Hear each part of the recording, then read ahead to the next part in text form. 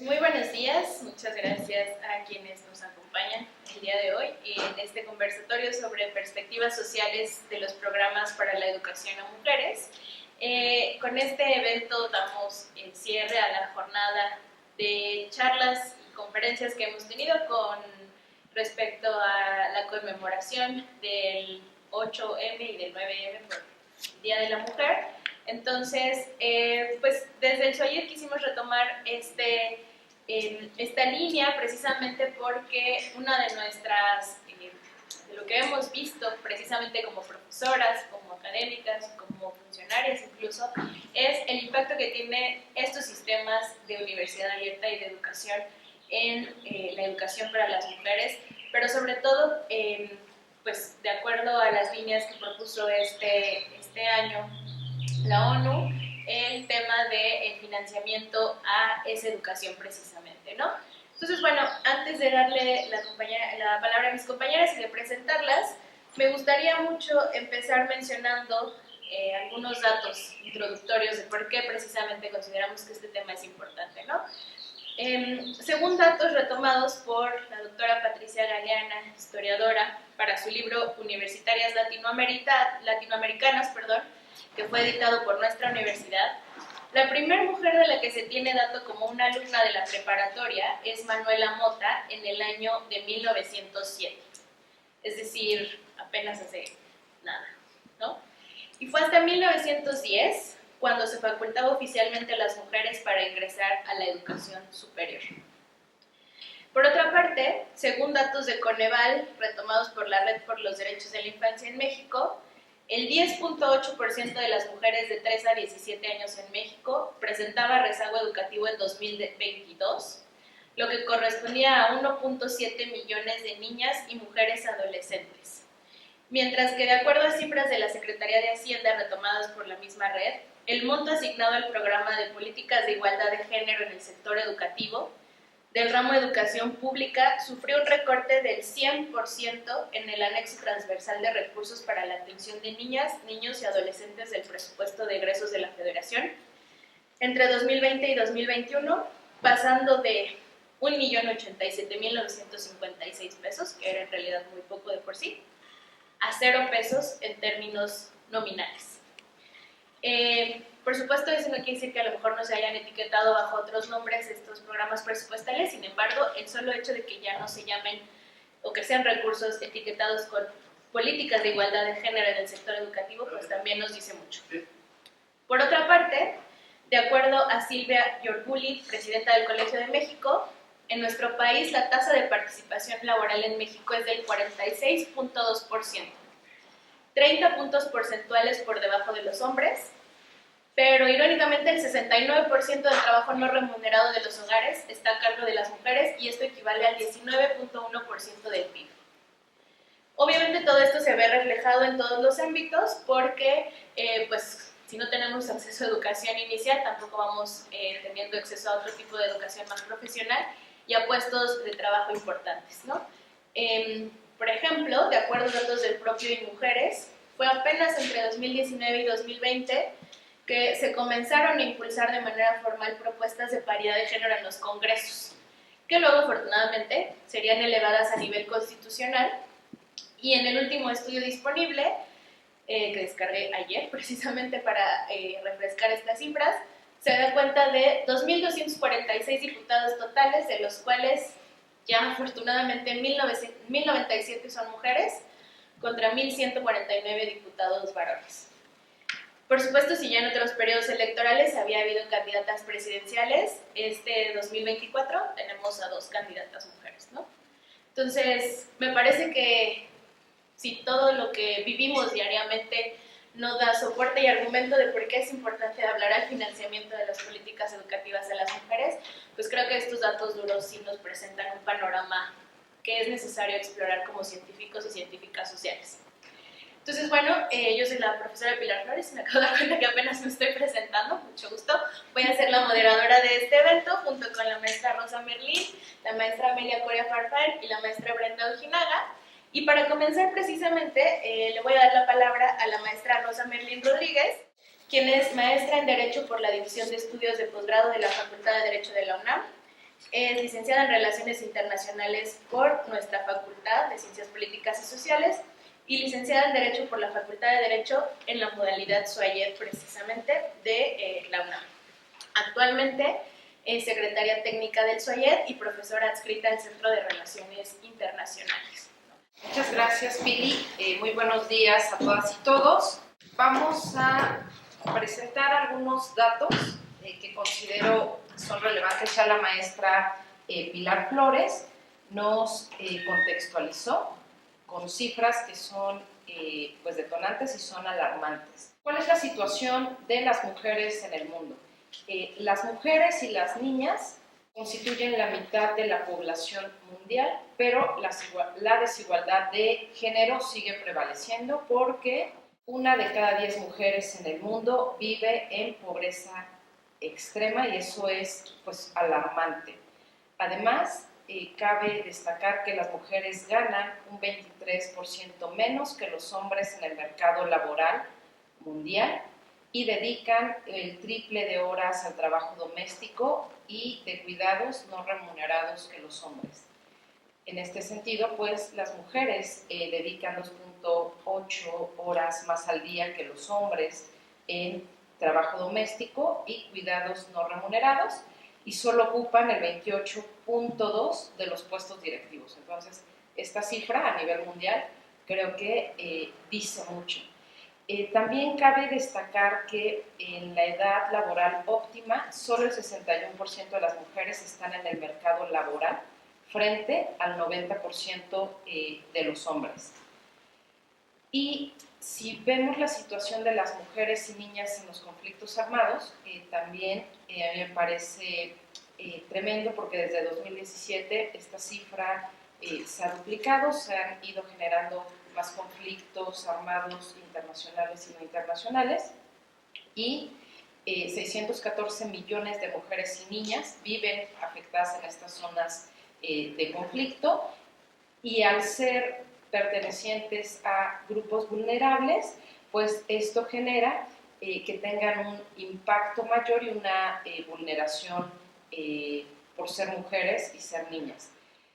También tenemos dentro de estos datos que solo 1 de cada 3 investigadoras son mujeres. Y esto es más alarmante y esto es a nivel mundial, de acuerdo a datos de la Organización de Naciones Unidas. Todos estos datos que nos ofrece la ONU son importantes porque también un informe de Naciones Unidas nos dice que se calcula que se tardará 300 años en acabar con el matrimonio infantil. Esto es gravísimo. 286 años en subsanar lagunas de protección jurídica, porque no todos los países tienen leyes que garanticen la igualdad entre hombres y mujeres, y también en eliminar leyes discriminatorias. 140 años para que las mujeres puedan estar representadas en puestos de poder y de liderazgo. 47 años en lograr la igualdad de representación en parlamentos nacionales. Por ejemplo, no hemos tenido una secretaria general de Naciones Unidas, y eso me parece también muy delicado y muy grave. De tal manera que pues la igualdad de género sigue siendo uno de los mayores retos en materia de derechos humanos y por ello es fundamental que se invierta en políticas públicas para generar la igualdad. En el caso de México también hay algunos otros datos, de acuerdo al índice global de brecha de género, donde nos dice que México es el 4.º país con menor participación económica de las mujeres en América Latina, es el 3.er país de Latinoamérica que tiene menor presencia de las mujeres en puestos de alto nivel jerárquico en el sector público. Dentro de las secretarías de Estado a nivel federal, por ejemplo, este informe nos dice que las mujeres ocupan el 47% de los puestos de enlace, es decir, los que tienen menor jerarquía, y obviamente los hombres siguen ocupando estos altos mandos. Esta baja representación de las mujeres pues se traduce en que son las que tienen menos ingresos y siguen trabajando en estos puestos de menor jerarquía. Por cada 100 pesos que recibe un hombre, una mujer recibe 89 pesos en puestos de mando en las secretarías. Entonces, me parece que es importante estos datos que arroja el índice de brecha de género realizado por el Fondo Económico Mundial.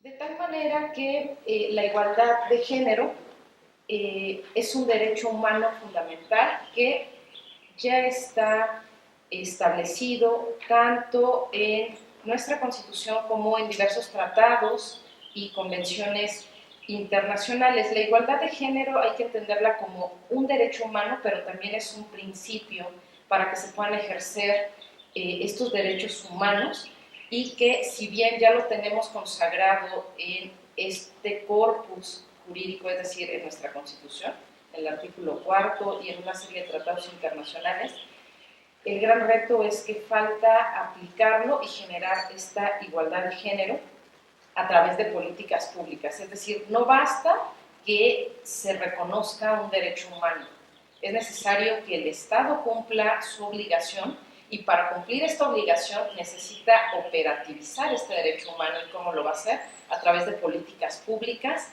y a partir de presupuesto asignado. Sin ello, es difícil que se pueda garantizar esto.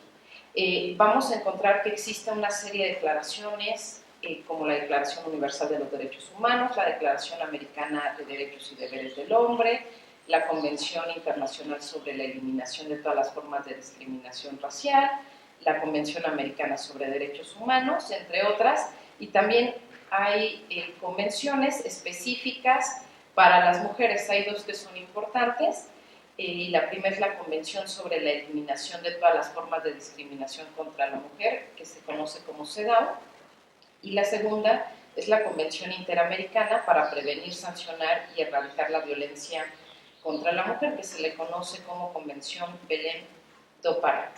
De tal manera que se han realizado estos esfuerzos a nivel internacional. También la Organización de Naciones Unidas, a través de la Comisión de la Condición Jurídica y Social de la Mujer, pues ha buscado en diversas sesiones que los estados puedan generar acuerdos sobre el acceso, la participación de la mujer en la educación, la capacitación y su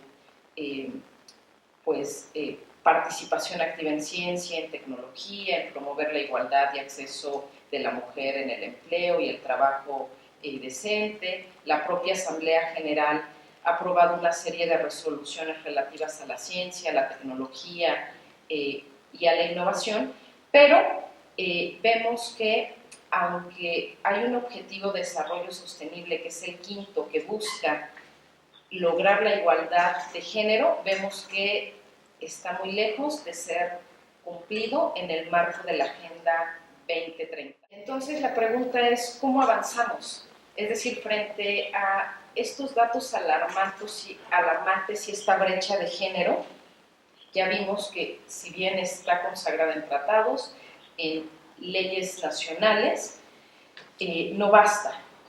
No basta porque siguen existiendo estas desigualdades, pero a pesar de que existen estos tratados y en nuestro país, en la Constitución y en otras leyes está reconocida, el informe de progresos en los Objetivos de Desarrollo Sostenible de Naciones Unidas nos dice que de 120 países de los cuales realizó un estudio, en 67 países aún carecen de leyes que prohíban la discriminación directa de las mujeres, y de estos 120, en 53 países no hay legislación. Es decir, vemos que es alarmante. Si bien no basta que estén consagrados los derechos, es peor que no existan ni siquiera leyes o normas donde se reconozcan estos o se prohíba la discriminación. ¿Cuál es, creo yo, el principal obstáculo? Repito, si no hay políticas y presupuesto, no se pueden garantizar los derechos. Es decir, uno de los principales obstáculos para lograr la igualdad de género es la falta de financiamiento, y nos dice Naciones Unidas que hay un déficit anual de 360 mil millones de dólares, lo cual pues es grave, y para ello el secretario general de Naciones Unidas identifica que hay áreas que se tienen que afrontar de manera conjunta. ¿Cuáles son? Invertir más en mujeres, poner fin a la pobreza, pero bueno, la pregunta es cómo le vamos a poner fin a la pobreza. Y creo que el rubro más importante es implementar el financiamiento con perspectiva de género. Esto es fundamental porque no basta solo aumentar el financiamiento, sino que ese financiamiento tenga perspectiva de género. Es decir, que sí se establezca un porcentaje para las mujeres y las niñas. Esto es fundamental. Nos dice que pasar de una economía, una sociedad de cuidado verdes, y apoyar a los movimientos feministas. Es decir, muchas de las leyes a nivel nacional es gracias a la participación activa de las mujeres. Sin esta participación de las mujeres sería imposible, como la ley Olimpia, por ejemplo. Sin esta movilización no se podría materializar en una ley. Para ONU Mujeres nos dice que la atención para la igualdad de género tiene que ver con financiar derechos de las mujeres, porque esto es una cuestión de derechos humanos, y recuerden que es obligación de los estados garantizarlos, respetarlos y promoverlos. Por supuesto, acabar con la pobreza y la desigualdad, y las mujeres y las niñas son los grupos más vulnerables, y obviamente poner en marcha un financiamiento que pueda generar una igualdad de género y pasar a un desarrollo sostenible y a una sociedad de cuidados. Apoyar también coincide a los feminismos y pues, a los movimientos que son los que realmente generan el cambio. Es importante tener en cuenta que más de 100 millones de mujeres y niñas podrían salir de la pobreza si los estados priorizaran en educación, en planificación familiar, en salarios justos e igualitarios. Pero es lo que no ocurre y es lo que no hacen los estados. Entonces, pues Solo Mujeres ha trabajado, por supuesto que hay críticas, ¿no?, a muchos programas y cuestiones, pero ONU Mujeres ha trabajado mucho, ha pedido a los estados miembros de la Comisión de Condición Jurídica y Social de la Mujer que cumplan y respalden sus compromisos en materia de género. Nos dice Antonio Guterres, que es el 9º secretario de Naciones Unidas, es el secretario general, repito, no hay una mujer secretaria general en la ONU, que el gran desafío es que hay una brecha de género de 360 mil millones de dólares anuales para 2030. Entonces va a ser muy complicado, ¿no?, alcanzar los objetivos de desarrollo sostenible. La siguiente, por favor. Entonces, ¿qué necesitamos? Necesitamos financiamiento a la investigación desde el sector público. El Estado tiene que apostar y tiene que hacer su chamba, porque es su obligación. En México existen más de 250 programas para fomentar el desarrollo empresarial a través de la ciencia, la tecnología, la innovación, pero la participación de la mujer va generando un embudo porque son menos las mujeres que van participando. Ahorita les voy a dar otros datos. Si bien hay programas para el fomento de la innovación a nivel federal, estatal e internacional, por ejemplo a través de ONU Mujeres, de hecho hay una oficina de ONU Mujeres en México, pues sigue habiendo graves problemas, ahorita les voy a decir como cuáles, y el año pasado, en mayo, se publicó en el Diario Oficial de la Federación la Ley General en materia de humanidades, ciencias, tecnologías e innovación. ¿Cuál es la relevancia de esta ley? Que reconoce el derecho humano a la ciencia como fundamento de políticas públicas. Es decir, no podemos ejercer un derecho humano si no hay políticas públicas y programas sociales que nos ayuden a que se garantice. Obviamente, lo que se busca en esta ley, y lo dice el artículo 2, es que toda persona tiene derecho a participar y acceder al progreso humanístico, científico y tecnológico, y es obligación del Estado mexicano garantizarlo.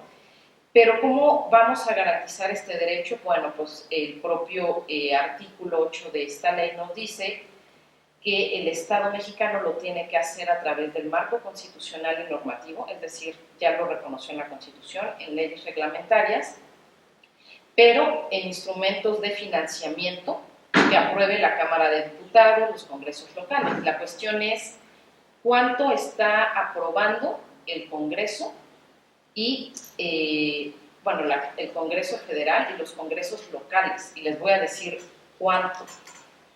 México, de acuerdo a UNESCO, ¿saben cuánto invierte en investigación, en ciencia y en tecnología? Invierte 0.4% de su PIB, lo cual me parece que es alarmante, porque si lo comparamos con otros países, pues es nada, es decir, la investigación, la ciencia y la tecnología no son relevantes para nuestro gobierno. México cuenta con menos de 200 investigadores por millón de habitantes. De hecho, México a nivel mundial es uno de los países que tiene menos recursos destinados a la investigación y al desarrollo.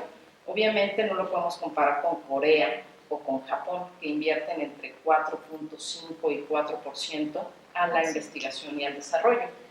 ¿Qué otra cuestión? De acuerdo con datos de Naciones Unidas, en 2018, 1 de cada 3 investigadores eran mujeres. 1 de cada 3 a nivel mundial, lo cual, pues por supuesto que es alarmante porque las mujeres siguen siendo la minoría, y si nos vamos a estas investigadoras en qué áreas están enfocadas, nos vamos a dar cuenta que cuando buscamos las ciencias informáticas, tecnologías, físicas, matemáticas e ingenierías, se vuelve a reducir el embudo. ¿Cuántas científicas hay en México?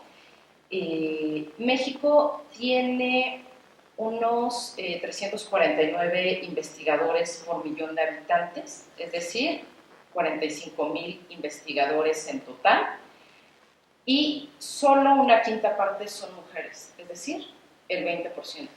Lo cual pues también es grave. Nos dice Rocío Baños Lara, que es investigadora de la UAPAE, que México es de los países que tienen el porcentaje más bajo en el mundo respecto a las mujeres que se dedican a hacer investigación, pero además vamos a encontrar que aunque a nivel licenciatura, maestría y doctorado haya más mujeres que están estudiando, y ustedes lo pueden ver en sus clases, cuando llegan a una maestría, un doctorado lo van a ver, el porcentaje de mujeres es más alto, se van a dar cuenta que quienes llegan a ser investigadoras son muy pocas, quienes ejercen son muy pocas, es decir, vemos cómo sigue este embudo.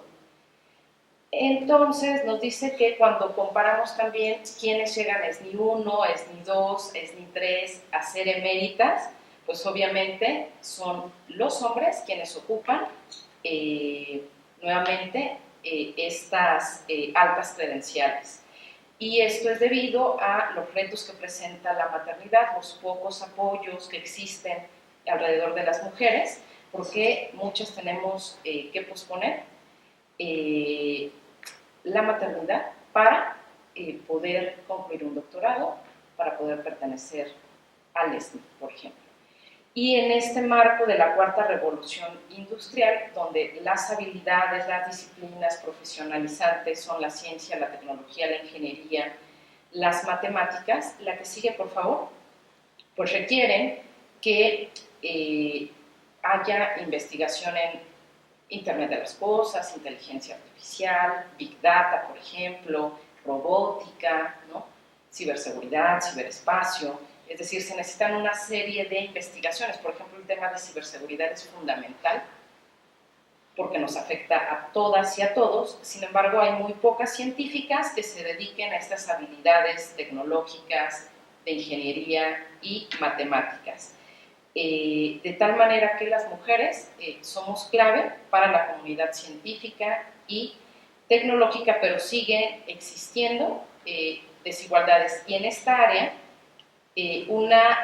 solo el 22% de las mujeres que trabajan en el ámbito de la inteligencia artificial, por ejemplo, son mujeres de acuerdo al Foro Económico Mundial, y solo el 35% de quienes cursan estudios en ciencias, tecnologías, ingenierías, matemáticas son mujeres. Entonces esto pues me parece que es grave, y de estas solo el 6% desarrollan aplicaciones móviles y de software, pues son mujeres. ¿Qué necesitamos hacer? Pues por supuesto el Estado tiene que apostar por invertir en el presupuesto público destinado a la ciencia, a la tecnología, apoyar a las mujeres para ir desmantelando todas estas barreras que impiden, ¿no?, alcanzar la igualdad de género, por lo que el presupuesto público pues es la herramienta más importante de la política fiscal para la igualdad de género. La directora regional de ONU Mujeres para las Américas y el Caribe, María Noel Baeza, nos dice que tradicionalmente se asume que el presupuesto es neutral, pero ella dice no. Es necesario que el presupuesto tenga esta perspectiva de género. Los presupuestos públicos no son neutrales al género, porque esto puede contribuir a disminuir o revertir las inequidades sociales, por lo que la política fiscal y los presupuestos son una herramienta clave para que se reactive la economía y para integrar a las mujeres. De acuerdo a la Organización de Naciones Unidas, y esto es un gran desafío que tendrán que atender los estados, el 75% de los países para 2025 van a recortar el gasto público debido a conflictos internacionales, al alza de petróleo, de alimentos, y derivado del COVID, pues ha generado todo esto. De tal manera que entonces, ¿qué presupuesto será el que se le va a asignar a las mujeres? Me parece que las mujeres seguimos enfrentando estas barreras personales, educativas, ocupacionales, y las propuestas de recaudación fiscal tienen que mantener esta perspectiva de género. Muchas gracias, Rosy. Retomo algunos datos más muy interesantes que más adelante quisiera mencionar una vez que terminemos con las participaciones de nuestras compañeras. Me gustaría mucho mencionar que estos datos que nos presenta la maestra son importantes sin distinguir nuestro género, ¿no? Por supuesto, para las mujeres nos resalta todavía más y nos trastoca por nuestra propia condición de género, porque estamos acostumbradas a verla, porque lo vivimos, porque efectivamente muchas llegamos a la maestría, al doctorado, pero ya después cada vez se va volviendo más difíciles las circunstancias, y también un poco con respecto a la norma social y a la presión que socialmente se nos impone por ser cuidadores de familia, no necesariamente madres, sino incluso a nuestros propios padres, ¿no? Que se van haciendo viejos y en quién recae el cuidado muchas veces, nosotras. Pero me parece que sin importar nuestro género, estos datos que la maestra Merlín nos da son importantes porque muchas veces pensamos que hablar de financiamiento público con perspectiva de género quiere decir darle dinero a las mujeres. Y nos olvidamos que no es así, que las mujeres son madres de familia, que crían también a hijos varones e hijas mujeres, que dependen de ese financiamiento, ¿no? Y que muchas veces la educación que se da en casa, precisamente porque recae en las mujeres, tiende a estar sesgada hacia ese mismo sistema patriarcal que nos oprime a todos. Que cuando hablamos de sociedad de cuidados no quiere decir que entonces ya, porque muchas veces en ciertos medios tendenciosos y notas, ¿no? Las mujeres ya no quieren cuidar. No, lo que queremos es que todos cuidemos por igual. Una sociedad de cuidados se basa en eso, en una sociedad donde todos nos podamos cuidar. Entonces, creo que como científicos y científicas sociales hago énfasis en esto que dije al inicio. Estas cifras son importantes porque finalmente nos terminan beneficiando a todas y a todos. Bueno, a continuación le voy a dar la palabra a la maestra Amelia Coria Farfán, quien tiene estudios de maestría y doctorado en Sociología por la Facultad de Ciencias Políticas y Sociales. Es profesora de las asignaturas de Sociología Interpretativa, Sociología Comprensiva y Lenguaje, Cultura y Poder aquí en la facultad, tanto en el sistema presencial escolarizado como aquí en el SOAYER, y actualmente es nuestra coordinadora de la licenciatura en Sociología. Ella nos va a hablar un poco acerca del tema de la investigación y de la academia. Bienvenida. Gracias por esta invitación y por esta oportunidad que nos permiten colegas para presentar algunas observaciones y algunas, como decirles, algunas líneas de investigación que me gustaría presentarles aquí, no porque sean mis temas son sociología, básicamente, pero me llama la atención un poco que las cifras que acabamos de escuchar sean tan contundentes y que a esta etapa de la vida, en este siglo, digamos, todavía sigamos pendientes y discutiendo aspectos que no tendrían que ser en esta circunstancia. Y un poco reflexionando acerca de lo que dijo la maestra Merlín, la maestra Pilar, me hizo recordar un poco que los discursos de las diferencias entre los varones y las mujeres han sido muy contundentes en los discursos y sobre todo aludiendo a estas diferencias, ¿no? En temas de qué nos corresponde a las mujeres, qué les corresponde a los varones. Estas diferencias se defienden, se han defendido mucho tiempo. Y a veces también creo que las hemos asumido sin cuestionar el porqué de estas diferencias. Hasta ahora, hasta estos tiempos, hasta donde encontramos que estas diferencias efectivamente tienden a minimizar la capacidad que las mujeres tenemos para hacer muchas otras cosas. Esto me llamaba la atención cuando escuchaba a Rosita, pero en realidad lo que yo les quiero presentar, sobre todo, es que muchos sociólogos no se preocuparon por hablar de diferencias. Quizá nuestros clásicos de la sociología, como Durkheim, como el propio Marx, no habían reparado en que las mujeres tenemos otras opciones de vida, de acompañamiento, y que las diferencias solamente son diferencias fisiológicas, no de capacidad intelectual ni tampoco de producción. Entonces, quise empezar con esto porque me llamó la atención, pero el trabajo que yo preparé para el día de hoy y presentarlo con ustedes se remite más bien a qué hay en la universidad, en nuestra universidad, acerca de los estudios y trabajos del género, de la perspectiva de género.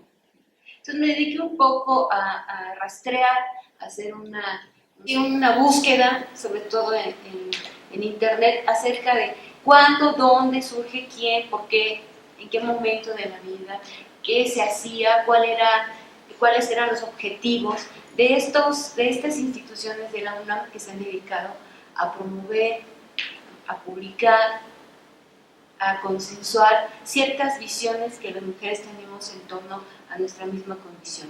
Encontré que apenas, y digo apenas porque en este tiempo todavía estaba yo estudiando en la preparatoria, apenas en 1979, ¿no?, surge como un trabajo autogestivo. Un grupo de mujeres originaron ciertas acciones para reunirse en la Facultad de Psicología. Entonces, encontré que en 79, un grupo formado por mujeres académicas, estudiantes universitarias, se dedicaron a analizar, así como una cosa autogestiva, a analizar la situación de las mujeres y dirigir hacia ellas una mirada con un tipo particular de conciencia feminista. Encontré esta, digamos, como un panfleto, una publicación muy sencilla, que es la que da origen a ese grupo de mujeres que en 79 se reunieron en la Facultad de Psicología. Hacían este tipo de cosas. Hay una representación muy sutil de lo que son las ideas acerca de esta conciencia femenina. Esto en 79, y el grupo se llamaba Grupo Autónomo de Mujeres Universitarias, GAMU, así se denominaba. Entonces, en esta búsqueda encontré que ellas buscaban de alguna manera reproducir sus ideas en estas publicaciones muy primitivas, muy sencillas, pero que sin embargo atendían esa mirada ausente en la propia universidad. Evidentemente que esta situación remite a ciertas circunstancias en las cuales esta conciencia trasciende hacia 1984, no demasiado tiempo, pero digamos que en 1984 se crea ya el centro, lo primero que se denomina el Centro de Estudios de la Mujer, con sede ya en la Facultad de Psicología, pero fíjense ustedes, como un centro de estudios de la mujer, con una actividad muy sencilla, recurriendo a estas sesiones un tanto informales, sin una perspectiva todavía muy sencilla de hacia dónde iban estos trabajos. Por eso en este año, en 84, este centro con sede en psicología, ¿no?, requiere ya una estructura un poco más formal. Y nuestra universidad, en ese sentido, decide que para los trabajos que se celebraron en el Congreso Universitario en 1990 ya se concrete formalmente un acuerdo sobre los estudios de la mujer y el género, mediante la creación ya de un programa mucho más cercano a lo que hoy conocemos. Un programa que en esta ocasión se le denominó Programa Universitario de los Estudios de Género, que todos conocimos como el PUEG, y como un programa. Eso fue después, ahorita les digo que después de...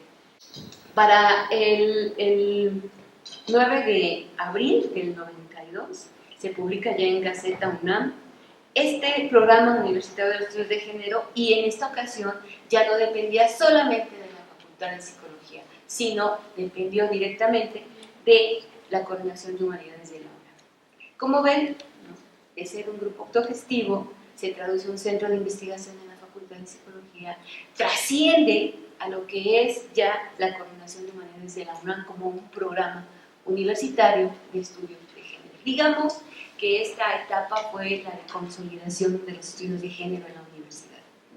No quedó aquí. Evidentemente que este programa requirió de ciertas convergencias, de instituciones que buscaran, que contribuyeran en esa búsqueda de mecanismos de vinculación y diversos proyectos de diversos grupos autogestivos en la propia universidad.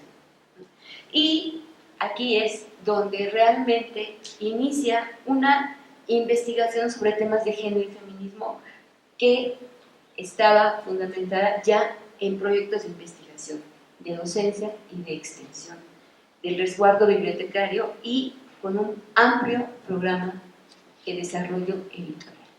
Posteriormente a lo que les estaba comentando hace un momento, los estudios de género ya consolidados y ya puestos en marcha dentro de lo que se denominó el PUEG, requirieron también, ¿no?, en estos 25 años, ¿no?, de una figura central en los estudios de feminismo y que dirigió este programa por bastantes años, ¿no? Yo creo que fue una labor de verdad elogiosa de la doctora Hierro, que fue la primera directora de este PUEG, de este programa. A ella, como filósofa, le correspondió ordenar la estructura de este programa. En esta primera fase, ella contribuyó al crecimiento y consolidación de estos estudios de género, y posteriormente, esto fue más o menos lo que respondió a ella en este periodo de dirigir, fue más o menos del año 1992 a el año 2003, donde en las búsquedas que hice, ella, la profesora, se dedicó mucho a hablar de asuntos que tienen que ver con la ética, la filosofía y el género. Todos buscamos siempre un fundamento. Los estudios de género en esta primera fase se fundamentaron en la filosofía, ¿no?, y por la formación, ¿no?, de la directora que les menciono, de la doctora Hierro. Y bueno, este fundamento filosófico tuvo que ser reapropiado por la siguiente directora, que posteriormente lo dirigió la doctora Bela Usturigoitia, del 2004 al 2013. Aquí evidentemente ya estamos en años mucho más contemporáneos, ¿no? Ya los estudios y toda la formalización y estructura de este programa requirió otro espacio y otras características que fueron realmente, ¿no? Promovidas desde la gestión de la doctora Belaustegui Boitia y de la doctora Bouquet, que es la actual directora. Y en esto me voy a detener un poco para exponerles que estas dos, la directora saliente y la directora entrante, pugnaron, ¿no? Porque este programa trascendiera todavía un poco más.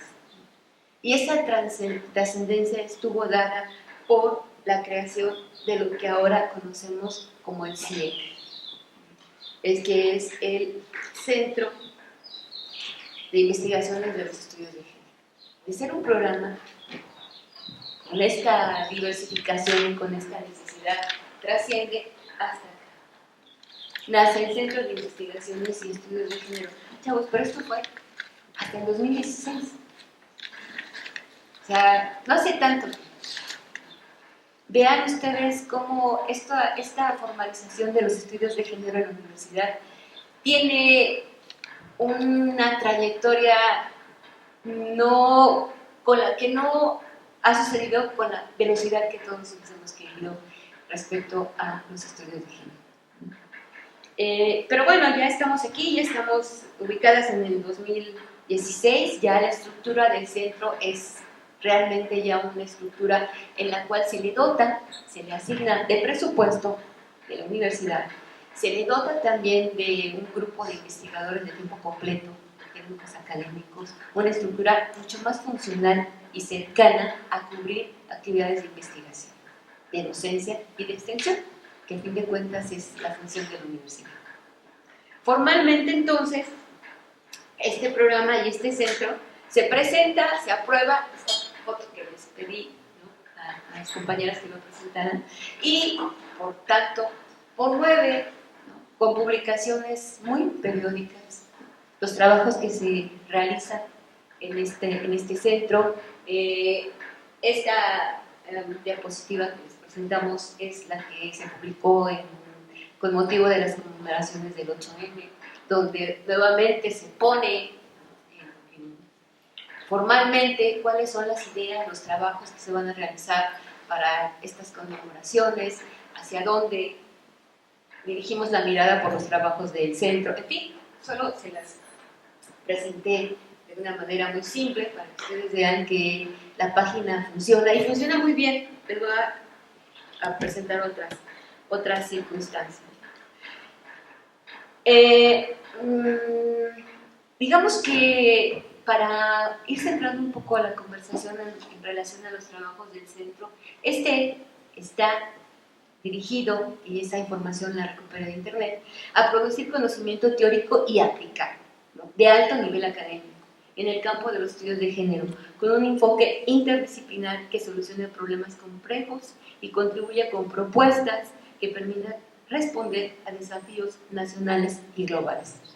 En todo caso, y fiel, me parece, al objetivo de su creación, el CIEC promovió, ahora sí, esta otra, no vamos a pasar por el diccionario, aunque que creo está disponible para quien le interese.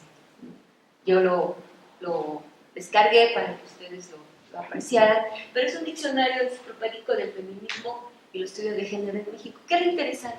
Aparte de que se pueda descargar todo, ¿no?, lo interesante es que presenta, por orden alfabético, todos los trabajos que las feministas mexicanas han realizado hasta el 2019, que es la fecha en que termina la edición de este material.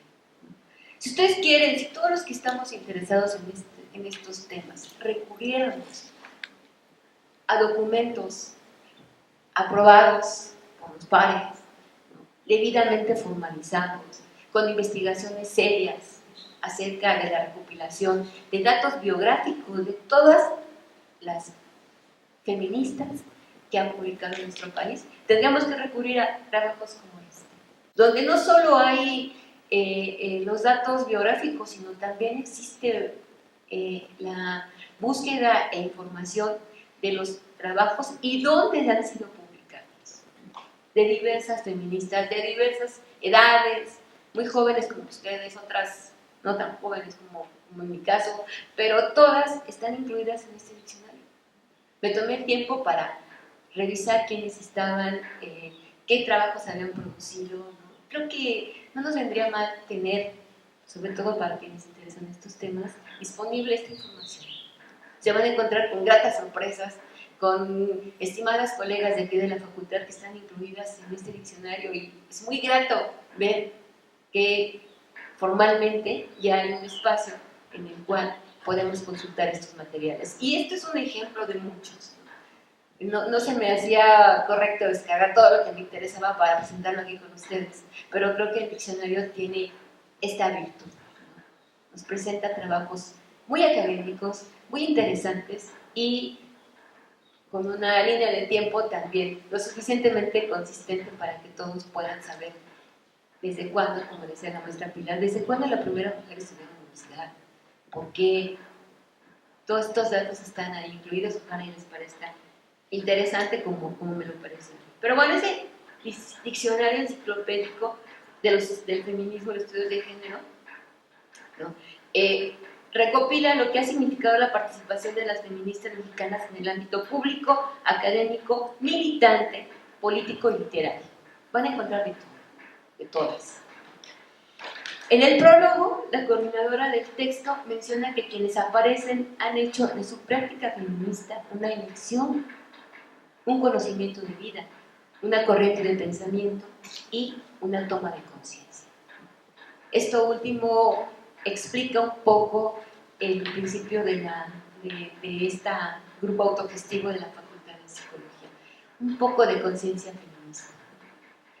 Conciencia feminista, bueno, quizás nos tendríamos otra mesa para hablar de eso, pero no es el tema tampoco, entonces voy a tratar de cerrar con esto que les estoy comentando. Diccionario, entonces, puede considerarse como un referente para el conocimiento de las jóvenes que asumen feministas y que hoy intervienen en diversas manifestaciones de la cuestión de mujeres y sus relaciones de género.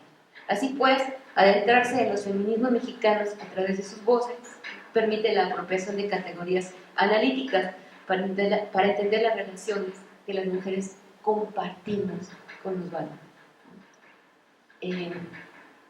Ahorita les comento por qué decía compartir. Desde luego, es preciso comentar que en esta guía se reúnen biografías, referencias de feministas mexicanas que no solo con los escritos, sino también con el activismo han contribuido a propiciar espacios y cambios significativos en las relaciones de género y que ahora se han transformado en la percepción que tenemos en estos días de estos temas. En ese sentido, entonces, para lograr igualdad de género, creo que Rosita tiene unos datos muy relevantes acerca de esta, no igualdad, quizá desigualdad, pero ese es un compromiso. Esta igualdad de género que ahora se promueve con estos centros de investigación es hacer visibles, visibilizar y hacer transversales los derechos de las mujeres más allá de los espacios universitarios.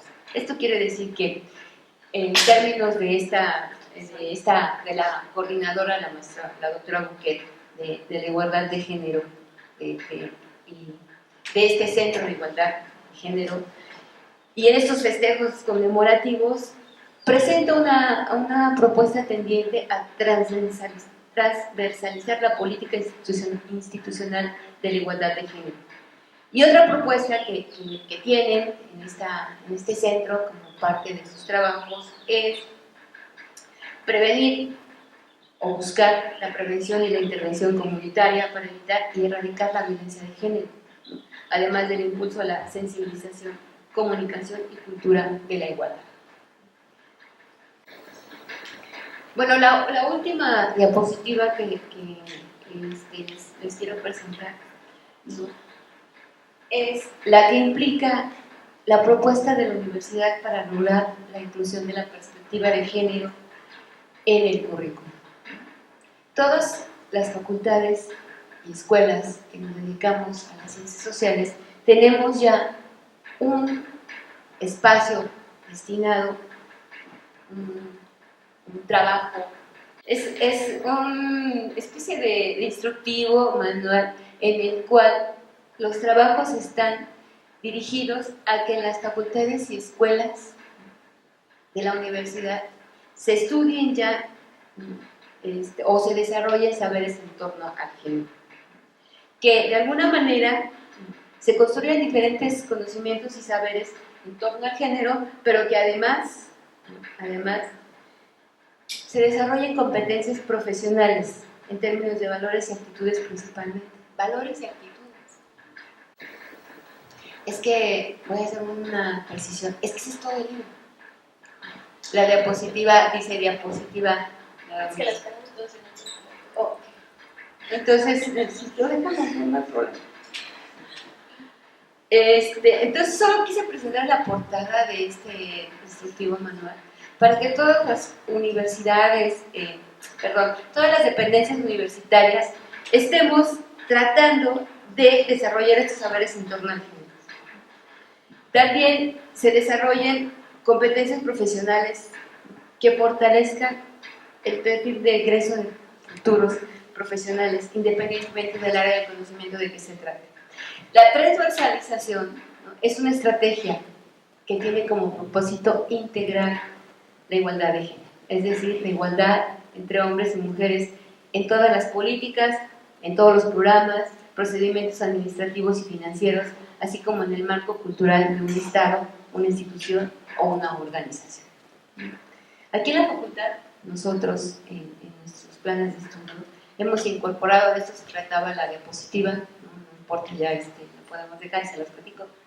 De esto se trataba principalmente de que ustedes apreciaran, ¿no?, que hay ya en nuestra plan de estudios de sociología, básicamente, en la impartición de la asignatura violencia de género. Y esto se hace ya desde semestres previos a que en nuestra facultad se haga obligatoriamente para el sistema SOIA. Entonces, adelantamos un poco esta visión. Los estudiantes de sociología tienen la oportunidad de cursar esta asignatura, aun cuando, ¿no?, en breve estará disponible para todas las otras licenciaturas del sistema SOIA. En escolarizado ya está. Todavía nosotros vamos a esperar un poco, pero les hago la precisión de que en sociología ya tenemos esta asignatura abierta. Así pues, ¿no?, en la evolución de la perspectiva de género, y ya voy cerrando, en la UNAM, su impacto en todas las facultades y escuelas ha permitido visibilizar que esta perspectiva es fundamental, tenerla en cuenta para incorporarla en nuestra vida cotidiana, ¿no? Esa perspectiva implica entonces una postura tendiente a evitar la desigualdad, la injusticia social que aqueja tanto a los hombres como a las mujeres. La perspectiva de género es también una herramienta de análisis que permite comprender las características socioculturales asignadas en función de diferencias sexuales y que convierten esta diferencia en desigualdad. Las diferencias, digamos, no tendrían por qué ser desigualdades. Quizá, entonces, la perspectiva de género nos permitirá identificar, discutir y valorar la discriminación, la desigualdad y la exclusión de las mujeres. Esta es una postura que pretende justificar las diferencias biológicas, como decía al principio. Las diferencias biológicas solamente son eso. La perspectiva de género entonces nos obliga a generar un cambio de mentalidad y de cultura institucional. Para ello se requiere el compromiso y convencimiento de su trascendencia, para mejorar la forma en que realizamos nuestro trabajo y para contribuir a un cambio de mayor alcance en el sistema. El verdadero éxito está en lograr que cambie nuestra mirada del mundo y que usemos las gafas violetas de manera natural y permanente. Muchas gracias.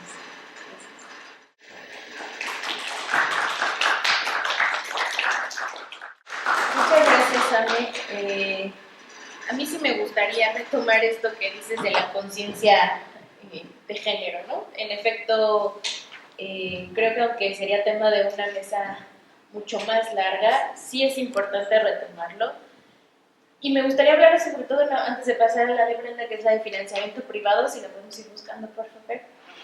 del borrado de mujeres que nosotros hacemos todos los días, ¿no?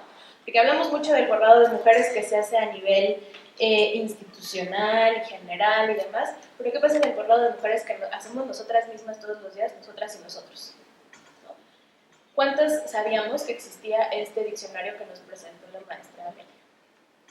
En nuestros trabajos diarios, ¿cuántas de nosotras, antes de recurrir a teóricos que son los primeros que nos aparecen en Google, a lo mejor porque son los más consultados o los que siguen apareciendo, nos tomamos el tiempo de buscar primero teóricas mujeres o investigadoras mujeres o buscar referentes de los temas que estamos investigando que sean escritos por ellas, ¿no? Y me parece importante porque vamos, estamos invisibilizando nosotras mismas el trabajo que hacen o que han hecho de manera antecedente a nuestras compañeras, ¿no? Entonces, si nosotras mismas no empezamos por buscar esos referentes femeninos en nuestras investigaciones, ¿cómo vamos a hacer que esos algoritmos que presentan los primeros resultados de otros compañeros, pues que esos algoritmos cambien? Entonces, nosotras también somos partícipes en el día a día de esos mecanismos de invisibilización. Y me quedo mucho con la última frase que mencionabas, ¿no? Las diferencias no tendrían por qué ser desigualdades. Muchas gracias, Ana. Y ya para cerrar, vamos a darle la palabra a la maestra Brenda Ojinaga, quien nos va a hablar también de mecanismos de financiamiento, pero ahora desde la mirada de los organismos privados. Brenda Ojinaga Zapata es doctorante en Ciencias Políticas y Sociales aquí en la UNAM, y es maestra en estudios latinoamericanos también por nuestra universidad. Sus líneas de investigación se enfocan en narrativas subalternas con enfoque de género, así como la recopilación de la historia oral y testimonial de las mujeres como medio para profundizar la existencia de una historia femenina narrada desde prácticas como arte textil y bordado. Actualmente es nuestra secretaria técnica de Educación a Distancia aquí en el SOIE de la facultad y profesora de la licenciatura en Comunicación por la misma división. Me da mucho gusto estar aquí con ustedes. Bueno, pensando en la educación financiera, quise compartir un poco de mi experiencia. Como decía Pili, yo trabajo más temas de testimonio o historias de las mujeres. Entonces, bueno, quería compartirles un poco de la experiencia que tuve cuando trabajé en el Centro de Textiles del Mundo Maya, que ahorita les voy a contar un poco más de qué va, pero bueno, escuchando a mis compañeras, ¿no? Pues si bien es cierto que empezamos este nuevo siglo, ¿no? Poniendo la desigualdad de género en la agenda pública, ¿no? Las mujeres ya podemos, bueno, trabajamos, ¿no? Salimos de nuestras casas, nos educamos, tenemos un mayor acceso a espacios laborales, quizá algunas tenemos o tienen puestos de liderazgo, ¿no? Son jefas o tienen empresas propias. Creo que también es importante que nos cuestionemos qué pasa con nuestros ingresos, ¿no? O sea, las mujeres generamos ingresos, pero ¿qué pasa con ellos? ¿Los invertimos, ¿no? Si los invertimos, ¿en qué los invertimos las mujeres? Bueno, somos muy diversas, ¿no? Tenemos cada una de nosotras metas distintas, sueños distintos. Entonces, por ejemplo, esas horas que trabajamos, ¿no? Que invertimos, el dinero que tenemos, nos sirve para acercarnos a esas metas, a esos sueños, ¿no? ¿Cómo nos sentimos en torno a la educación financiera, ¿no? Eso es como unas preguntas que estuve teniendo estos días. Entonces, un poco enfocándome en qué pasa, ¿no? Con estos patrones socioculturales que podríamos tener nosotras en torno ¿no? a la educación financiera. Pensaba en dos cosas. Uno, que aquí les puse, ¿no? Como los estereotipos que tenemos de las mujeres como consumistas, ¿no? O sea, las mujeres no hablamos el lenguaje financiero, ¿no? Nosotras somos consumidoras, que justo es una idea que creo nació, ¿no? Con la cultura del consumo, esta idea de la mujer que va de compras, ¿no? Que además nos invaden en todos los medios de comunicación, ¿no? En películas, en series de televisión. Pensaba mucho en esta serie de inicios del siglo, ¿no?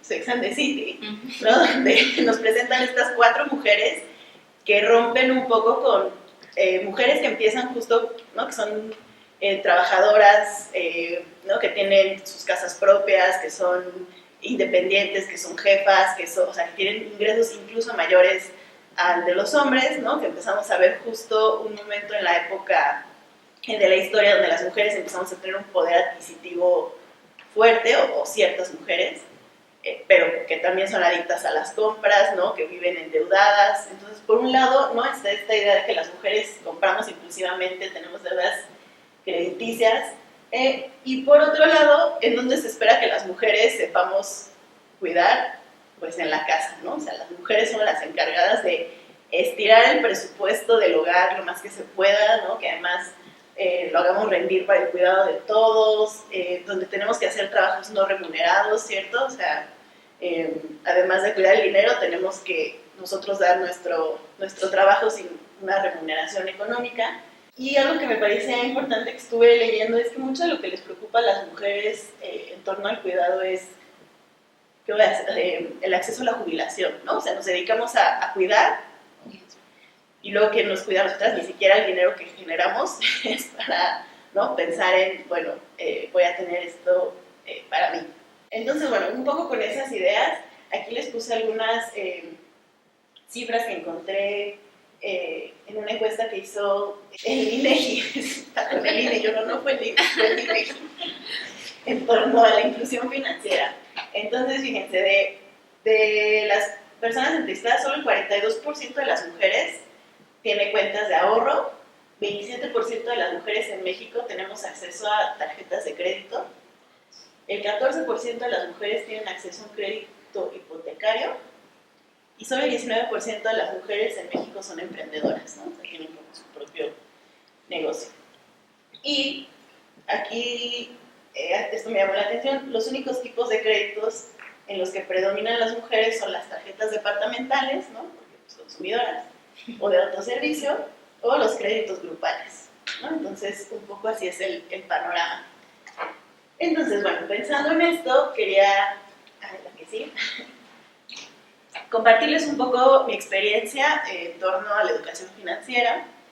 También creo que tenemos que tomar en cuenta que no todas las mujeres partimos de los mismos lugares, ¿cierto? O sea, también, como por ahí lo mencionaba Rosy, hay grupos vulnerables, ¿no? O sea, no todas las mujeres tenemos el mismo derecho a los mismos espacios. Entonces, bueno, yo les quiero comentar lo quise centrar a una historia personal, que son los talleres de educación financiera de Citibanamex. Entonces, en 2012, Fomento Cultural Banamex, que además creo que es importante decir que desde hace muchos años, creo que desde finales del siglo pasado, no es un banco mexicano, o sea, es un banco que pertenece a Citibanamex, que es una banca transnacional, ¿no?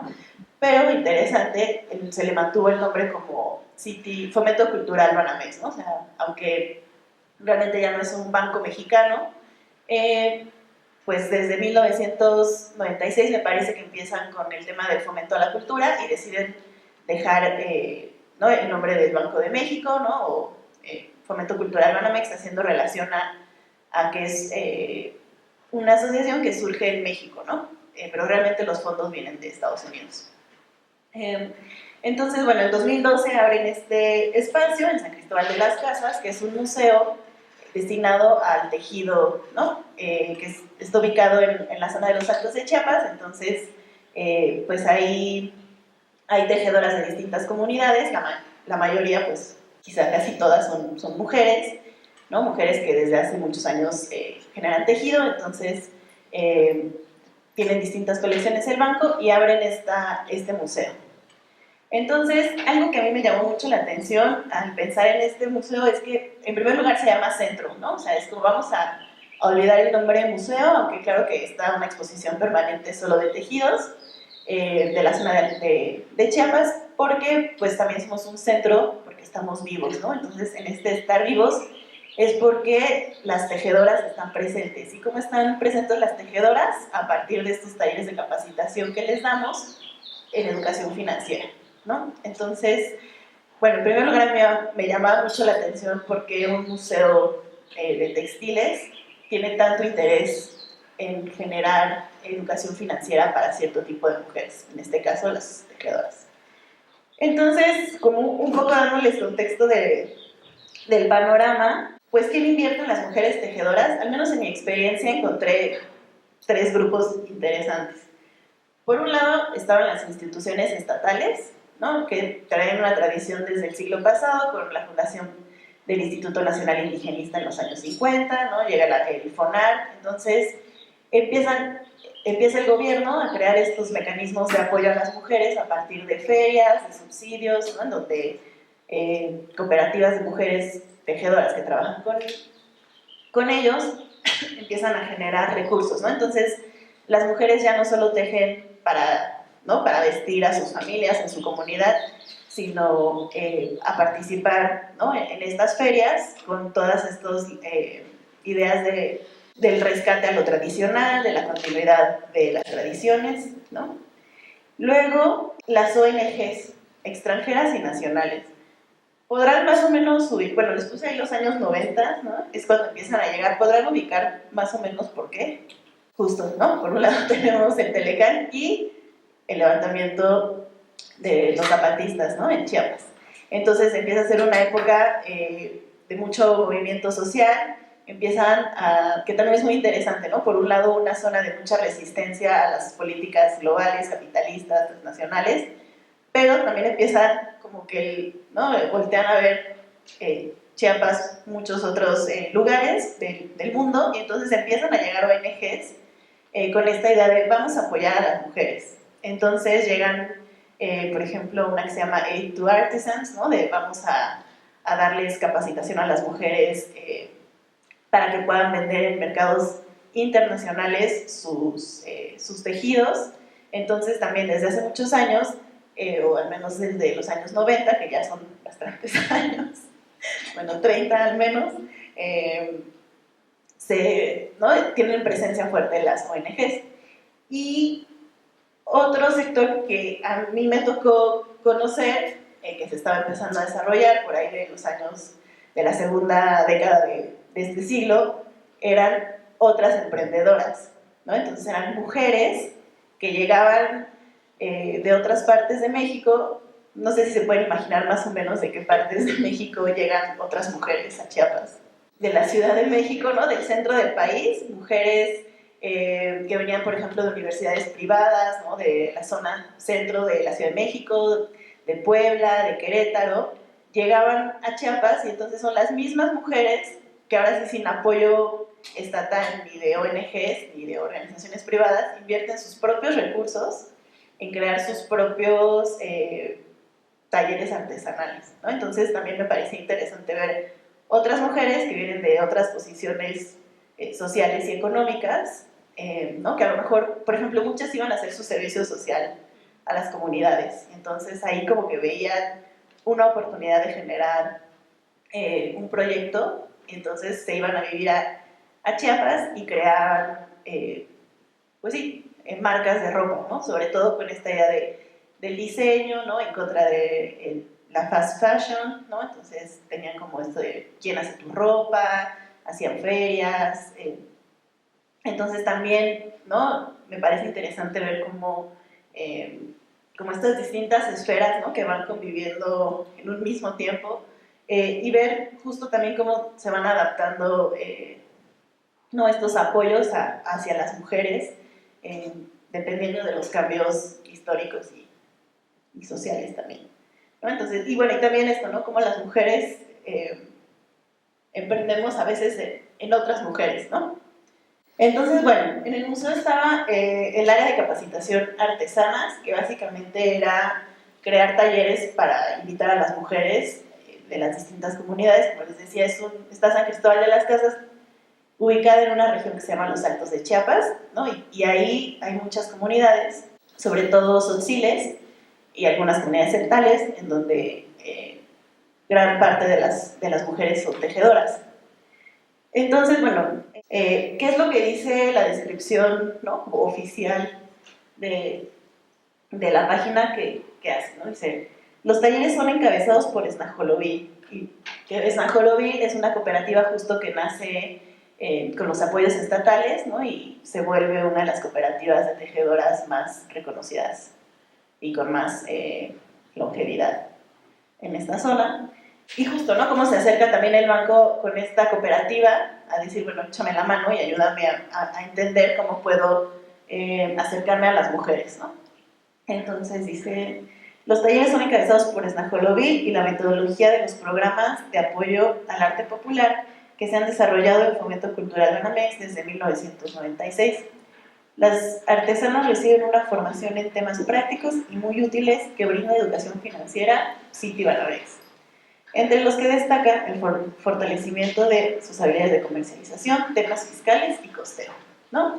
Entonces es enseñarle a las mujeres justo a hablar el lenguaje financiero, ¿no? Que son temas fiscales, ponen aquí el costeo, cómo hacer un presupuesto.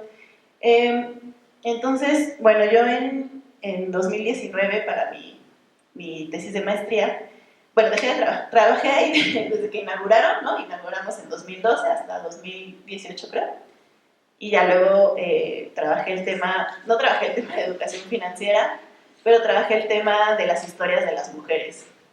Entonces, aquí puse algunos fragmentos de entrevistas que tuve, ¿no? Ya cuando regresé, que utilicé para la tesis. Un poco lo que quería era presentarles distintas voces, ¿no? Entonces, aquí quiero presentarles la voz institucional, que es la que era la entonces directora, ¿no? Que creo que ella representa muy bien la postura que tiene la educación financiera. O bueno, la Banamex, pues, City Banamex. Entonces, bueno, al preguntarle, ¿no? Como qué hacen las mujeres, ella dice, son temas súper prácticos. Aprenden a ahorrar, o sea, la importancia del ahorro. Hacer un presupuesto familiar. Aprenden a hacer una contabilidad y lo hacen como un juego, así tal como fichitas, como juego de Monopoly. Entonces ellas tienen su dinero y tienen su mercancía y en una sesión aprenden contabilidad, lo que es un activo, lo que son los impuestos, la inversión, que yo creo que todos deberíamos aprender, pero para ellas son conceptos complicados, mucho más abstractos de los que podemos manejar nosotros, y más ahora que todo es en línea. Lo del SAT y demás, a ese punto no llegamos, pero sí queremos llegar este año a ese punto, como para que las tejedoras entiendan por qué se tienen que dar de alta en Hacienda para ser más competitivas y por qué les convendría tener una cuenta en el banco.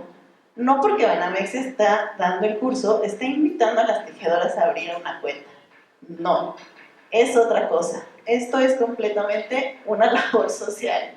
Entonces, bueno, creo que es muy interesante también, por un lado, esta visión con la que llega el banco de vamos a enseñarles a las mujeres a ahorrar. Y bueno, a mí me gustaría preguntarles si ustedes creen que las mujeres tejedoras de las comunidades no saben ahorrar o no saben hacer un presupuesto familiar.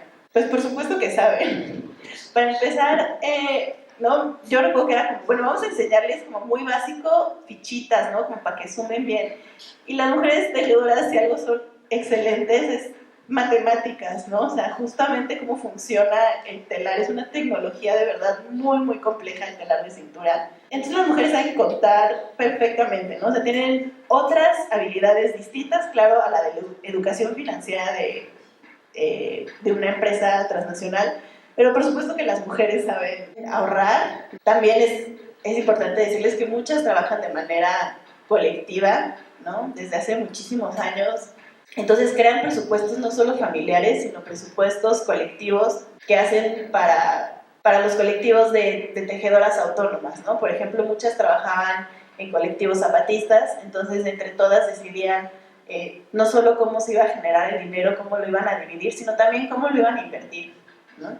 Entonces, por ejemplo, si había alguna necesidad que consideraran que era de la comunidad, pues se iba a invertir cierta parte del dinero, no solo en ganancias personales, sino también se destinaba a un presupuesto comunitario que rindiera algún beneficio para todas. Entonces, no es que no supieran, simplemente era un lenguaje distinto. Por otra parte, creo que también a mí me gustaría como dejarlo ahí, pensar que, claro, es importante, ¿no? Que todos, todas estemos, ¿no? Nos acerquemos, como les decía, a la educación financiera, a estos términos, ¿no? Nosotros como a saber, bueno, en qué invierto mi dinero, ¿no? Como les decía, todos tenemos metas, pero creo que es distinto a pensar que llegar y enseñar esto es como lo deben de hacer, es una labor puramente como labor social, ¿no? Creo que hay muchas otras cosas que hay que observar al respecto. Por ejemplo, como para no alargarme mucho, aquí les ponía, ¿no? Era un museo de textiles pero llegaban este tipo de exposiciones. Eso estuvo como un año, que se llamaba Ser Emprendedor, una cuestión, no me acuerdo cómo se llamaba. Pero, por ejemplo, ¿no? Aquí se invitaba a mujeres, ¿no? a que fueran al museo a entender qué era ser emprendedora. Entonces, un poco empieza también a manejarse este nuevo lenguaje para entender el tejido y la producción de las mujeres bajo la mujer que es emprendedora, la mujer que es competitiva, la mujer que está, ¿no? Como que ingresa al mercado. Entonces, como les decía, las mujeres no solo son grandes ahorradoras, ¿no? O sea, en contraposición con estas ideas, sino que también son grandes gestoras. O sea, ellas mismas, desde hace muchos años, al conocer sus historias, generan a través de su trabajo recursos, como les decía, no solo individuales, ¿no? Para tener quizá vidas autónomas, sino también sueños colectivos, ¿no? Como sus talleres, de dónde van a vender, cómo van a vender, de qué manera. Entonces, bueno, eso también creo que es muy importante, o lo que yo les quería compartir es que sí es una manera, ¿no? O sea, que la presencia del banco creo que es una manera de ver, o una posibilidad que lleguen estos espacios, pero como muchas de las otras posibilidades que existen, ¿no? O sea, no es como la única manera, pues. Otra parte que a mí me parece interesante es que las mujeres del mercado de las artesanías, ¿no? Que es un espacio que está fuera del museo, también es otro ejemplo de cómo las mujeres se van adaptando a las demandas del mercado, ¿no? En este caso del turismo, y van generando cambios en sus tejidos, se han ido volviendo su sustento económico, ¿no? O sea, como que van viendo qué es lo que le atrae al turista, y también es muy interesante ver cómo ellas deciden ir, algunas, ¿no? Ir adaptándose a estos cambios.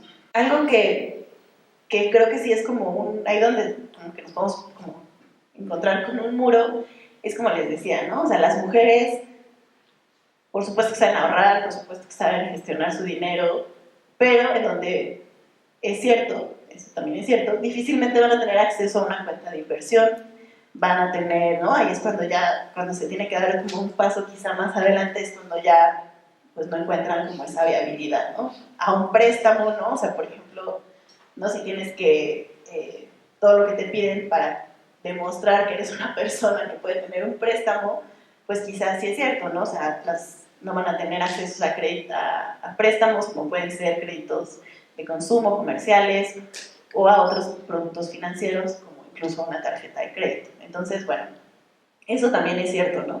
Pero entonces, como que justo mi pregunta es, bueno, ¿es una cuestión de género o también es una cuestión de accesibilidad? ¿No? Que eso creo que sería importante tener en cuenta. Y bueno, como les decía, aquí creo que también muchos de los objetivos de la educación financiera es educar a las mujeres en un lenguaje financiero que forma parte de la estructura de la banca internacional, ¿no? Entonces, ¿por qué es importante ser competitivas dentro del mundo capitalista, ¿no? Dentro del mundo capitalista y global del que Citibanamex forma parte? Entonces, no creo que sea algo malo, pues, no estoy como queriendo decir eso, pero pues simplemente creo que es una manera de generar otro tipo de discursos, ¿no? Que justo van apareciendo cuando aparece la presencia de la banca internacional en lugares donde quizá antes no tenía una presencia tan fuerte. Y bueno, aquí algunos retos de la capacitación artesana que encontraba. En los talleres, quien coordinaba estos talleres se llama Anastasia Gómez González, y ella, justo hablando de accesibilidad y educación, ella es la primera mujer de su comunidad en ir a la universidad, y ella es de mi edad. Entonces, o sea, la mujer, ¿no? Bueno, yo tengo 35 años, entonces imagínense, ¿no? O sea, a lo mejor yo nunca me cuestioné, ¿podré ir a la universidad? Mis amigas podrán ir a la universidad, pero ella, ¿no? Se tituló, me parece, pues por ahí de 2009, 2010, entonces, hasta ese momento tuvieron como la primer licenciada en el paraje de Huachopó, en Sinacantán. Entonces es muy interesante porque Anastasia entra al centro de textiles ya no como tejedora, porque ella es una excelente tejedora, sino como en un lugar de coordinadora, ¿no? Y entonces también lo que esto generó, por un lado, fue el tema de la vinculación. También, pues, yo no era parte de la comunidad, ¿no? Entonces, algo que ella me decía mucho es, como tú no hablas el lenguaje, ni hablas tzotzil, ni sabes tejer. Yo sí, ¿no? Entonces, en ese sentido, la vinculación la hacía ella. Entonces, también eso es muy importante, ¿no? ¿Cómo logramos que las mujeres se interesen por el museo, ¿no? Porque no solo, bueno, sí estaba la parte de educación financiera, pero también estaba la parte de aprender distintas técnicas de tejido, conocer los tejidos de otras comunidades, del rescate de técnicas, ¿no? Por ejemplo, tintes naturales o retomar cómo tejer con hilos naturales. Entonces, justo algo muy interesante era que, ¿no? Que cuando una mujer también llega como a una postura distinta, pues también se generan dinámicas distintas. Entonces, claro que generaba más confianza en la institución tener una mujer que, ¿no? Que viene de la comunidad, que sabe hablar tu idioma, que te invita a venir, a que vaya yo, una persona que no forma parte de esos espacios, que no creció ahí, diciendo, bueno, pues tú confía en el centro textil porque es muy interesante, o no sé, ¿no? Entonces también eso era importante, pero por otra parte caía en la figura solo de Ana esa vinculación. Entonces, bueno, aquí también cuando la entrevisté les puse un fragmento que dice: las tejedoras me tienen más confianza porque hablamos el mismo idioma. Nos entendemos muy bien hablar el idioma, así que nos entendamos, ¿no? Entonces, por un lado está esa parte de la vinculación, sí. O sea, sí se necesitan más mujeres como Ana, ¿no? Para generar otro tipo de relaciones. Por otra parte, puse la continuidad, ¿no? O sea, a veces como que se generan estos proyectos de vamos a invertir en mujeres, vamos a ayudar a las mujeres, pero es algo que toma muchísimo tiempo. Entonces es algo que también me decía Ana. Bueno, ya el museo cumplió 12 años, Ana llevará trabajando ahí unos 10 años quizá. Entonces algo que ella me decía es, son muy poquitas mujeres que sí se sienten parte del museo. Creo que es muy difícil que un centro llegue a cambiar vidas en 10 años.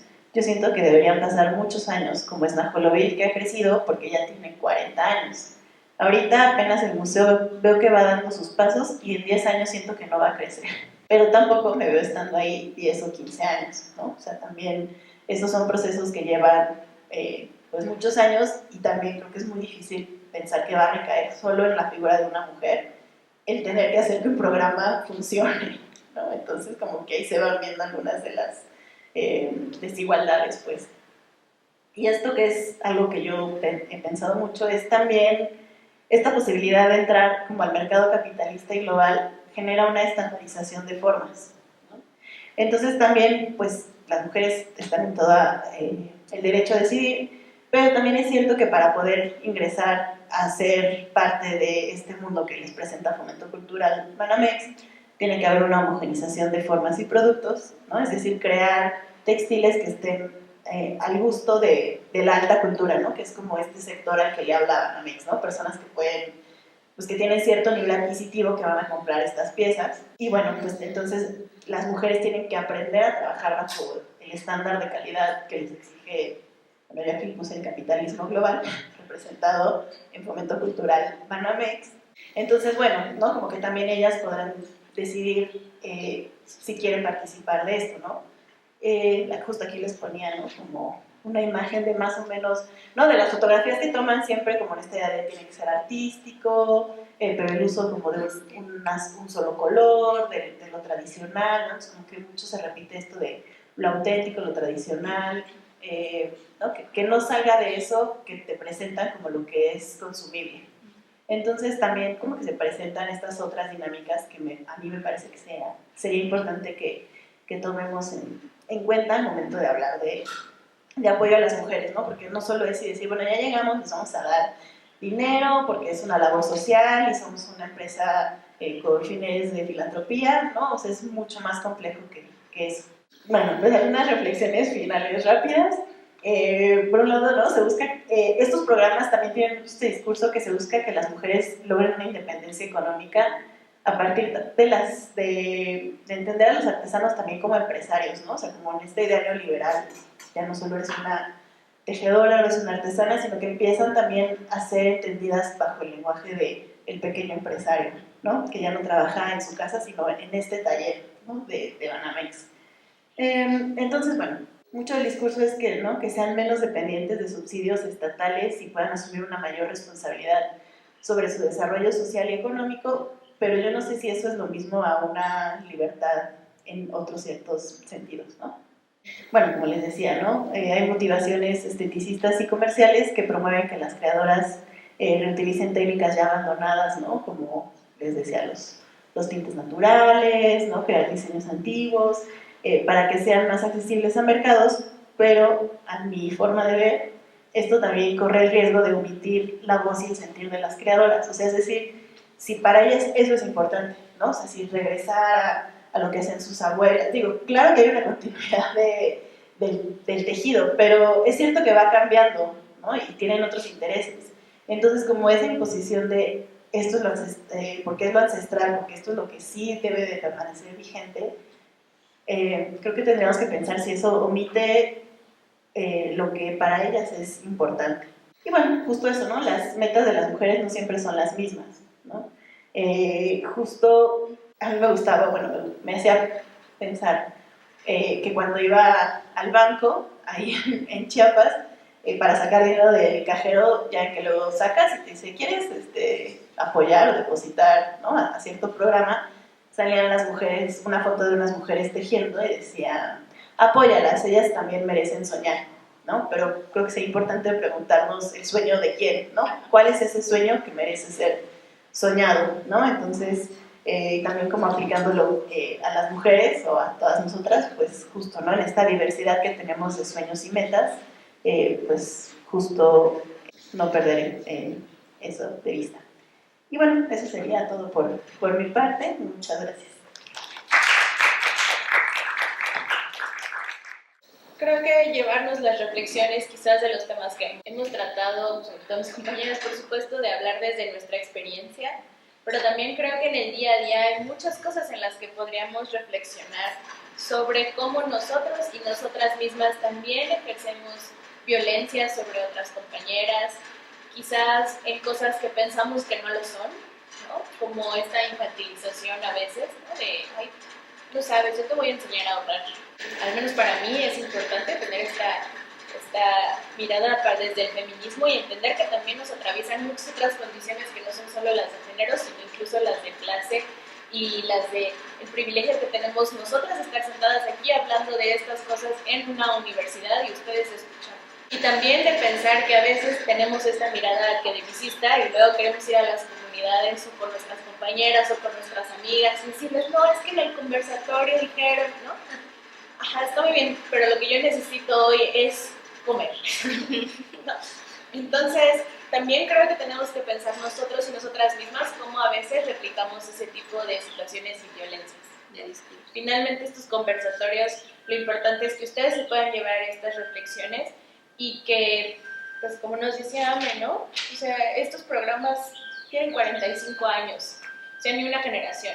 Mi mamá es mucho más grande que el grupo de autónomo de mujeres universitarias que posteriormente pasó a ser ahora la CIEG en 2016. Ustedes que son las nuevas generaciones, sacar estos temas también de la universidad y llevarlos a sus casas y con sus círculos de amistades y a pensarlos y a reflexionarlos desde sus propios ámbitos privados, porque finalmente, pues eso, lo privado también es político. Pues muchas gracias por acompañarnos, gracias por estar aquí, tomarse el tiempo. Muchas gracias, gracias Ami, gracias Rosy. Y pues hasta el próximo evento que les invitamos a estar pendientes. Siempre se están publicando en redes sociales, en la página de Ensoyed, en las mamparas, de estos temas y de muchos otros que nos atraviesan como científicos y científicas sociales. Gracias.